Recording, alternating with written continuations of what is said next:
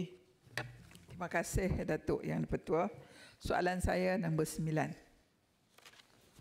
Terima kasih Datuk Yang di-Pertua. Terima kasih kepada Yang Berhormat Senator Datin Ros Suriati binti Alang.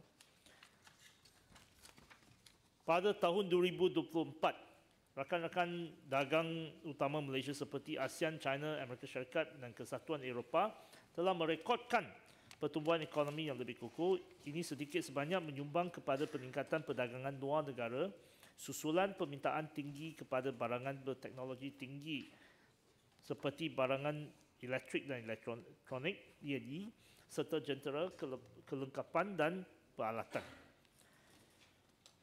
Ekspor barangan ELE meningkat sebanyak 4.5% ataupun 601 bilion ringgit.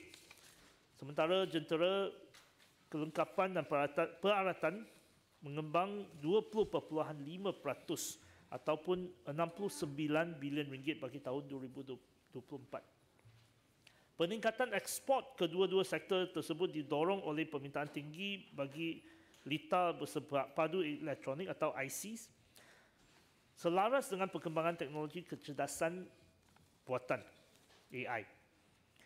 Malaysia menyumbang kepada sebahagian daripada ekosistem rantaian bekalan semikonduktor global di mana Malaysia merupakan pengeksport ke-6 terbesar dunia dengan share pasaran sebanyak 7%.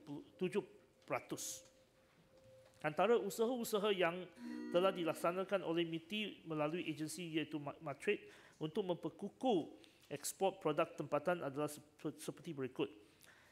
Pertama, meningkatkan usaha promosi ekspor ke pasaran-pasaran berkembang atau emerging markets. Kedua, meningkatkan promosi ekspor di bandaraya baru second tier cities.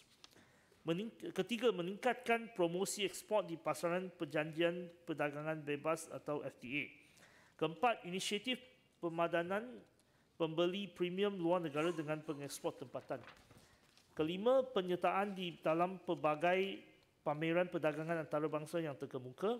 Dan keenam, perluasan program e-trade dan e-BizLink di bawah agenda ekspor dalam talian secara e-dagang rentas sempadan. Sekian, terima kasih. Soalan tambahan saya. Terima kasih di atas jawapan yang diberikan tadi. Saya optimis dengan peningkatan dan usaha yang dilaksanakan oleh kementerian sekarang.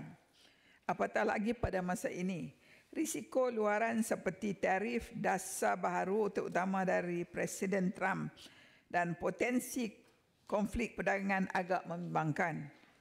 Daripada jumlah atau nilai perdagangan yang dicatat ini, saya ingin tahu berapa pula jumlah atau nilai perdagangan yang telah direalisasikan dan menerusi perdagangan yang telah direalisasikan itu. Berapa pula jumlah pekerjaan yang telah berjaya diwujudkan dan berapa jumlah syarikat tempatan yang berjaya terlibat dalam nilai perdagangan yang dibawa masuk ke negara kita. Terima kasih. Terima kasih Datuk Yang di-Pertua. Terima kasih Senator Datin Ros. Sebenarnya angka yang saya maklumkan tadi ialah angka perdagangan yang telah berlaku, yang telah dilaksanakan dan telah wujud.